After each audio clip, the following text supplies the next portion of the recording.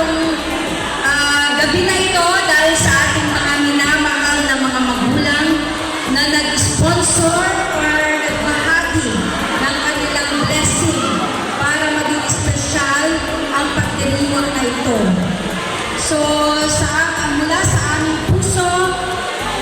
aking puso, I salute you all, dear teachers. Of course, kasama ako doon. Hindi ako naging principal, kung hindi ako hanap sa magiging teacher. So, to our president pala, nakita ko si Sir Bobby Suma and all the officers, palakpakan natin ang mga officers.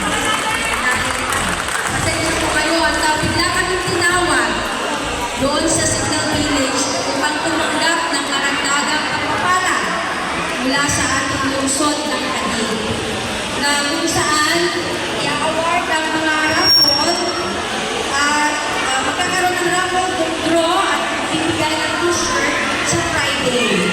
Sa Friday na, kasi Friday na nagdadagdag ang food packs.